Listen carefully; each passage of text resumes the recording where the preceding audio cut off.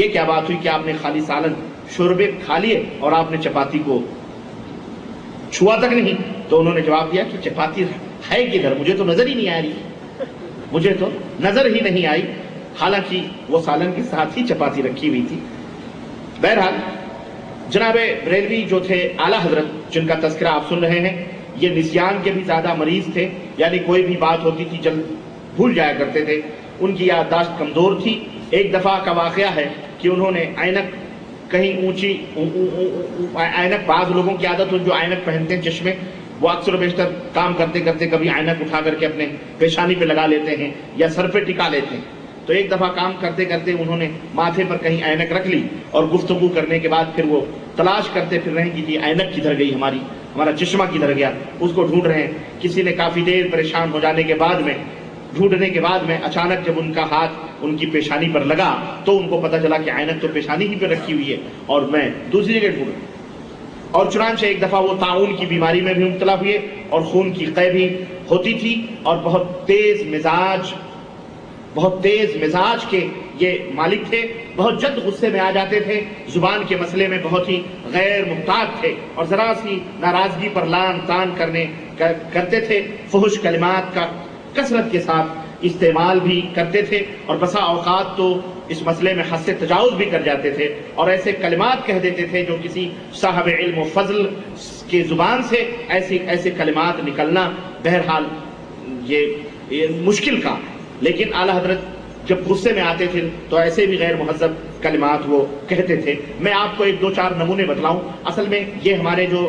بریلوی بھائی لوگ یعنی اعلیٰ حضرت کے ماننے والے، مسلک اعلیٰ حضرت کے، ان کی اور دیوبندیوں میں کافی ہمیشہ نوک جھونک چلتی رہتی تھی اور آج بھی چلتی ہے۔ حالانکہ یہ دونوں ایک امام کے ماننے والے ہیں، امام ابو حنیفہ رحمۃ اللہ علیہ کے مقلد ہیں اور غالی قسم کے مقلد اپنے آپ کو کہتے ہیں، اور دیوبند اور بریلی یہ دونوں آپس میں اس قدر لڑتے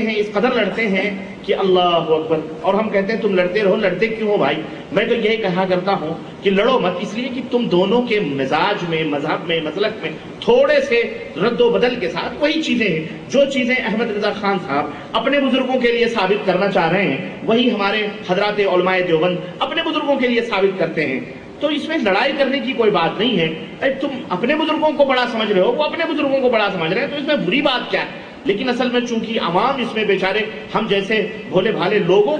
کو ہتھیانا رہتا ہے، اس لیے ایک دوسرے کو برا بھلا کہتے رہتے ہیں۔ چنانچہ میں آپ کو بتاؤں، ایک ان کی ایک کتاب ہے وقعات السنان، اور یہ کتاب انہوں نے بہرحال مولانا اشرف علی تھانوی کے رد میں لکھی، اور اشرف علی صاحب تھانوی دیوبند کے بہت بڑے عالم مانے جاتے ہیں، جن کی کتاب بہشتی زیور ہے، آپ لوگ سب جانتے ہیں۔ چنانچہ استغفر اللہ، اب وہ ذرا سنیے وہ کیا کلمات استعمال کر رہے ہیں، اور یہ اس دور کی اردو ہے، بڑی ہی کھڑی اردو بریلی کی مانی جاتی ہے۔ کہتے ہیں ضربت مرداں دپدی نعمت رحمان پشیدی، تھانوی صاحب اس 10ویں کہاوی پر اعتراضات میں ہمارے اگلے 3 پر پھر نظر ڈالی ہے۔ دیکھیں زبان، دیکھیں یہ اعلیٰ حضرت مجدد دین ملت فاضل بریلوی کی زبان ہے یہ کیا، اور اشارہ دیکھیں کتنا خطرناک اشارہ، جو کسی صاحب علم کے لیے بہرحال کتنا بڑا بھی دشمن ہو اس طرح کا اشارہ نہیں کرنا چاہیے، لیکن دیکھیں کیا کہہ رہے ہیں، سمجھنے والوں کے لیے اشارہ کافی ہے۔ کہتے ہیں کہ اس 10ویں کہاوی پر اعتراضات میں ہمارے اگلے 3 پر پھر نظر ڈالیے، دیکھیے وہ رسولیہ والے پر کیسے ٹھیک اتر گئے، کیا اتنی ضربات عظیم کے بعد بھی نہ سوجی ہوگی، اتنی ضربات عظیم یعنی اتنی مار پڑنے کے بعد بھی نہ سوجی ہوگی۔ وقعات السنان صفحہ نمبر 51 اور مطبوعہ کراچی بحوالہ شریعت حضرت محمد مصطفیٰ اور دین احمد رضا از ملک حسن علی بی اے علیہ۔ ایک جگہ اور لکھتے ہیں کہ رسولیہ کہتی ہے کہ میں نہیں جانتی، میری ٹھہرائی پر اتر،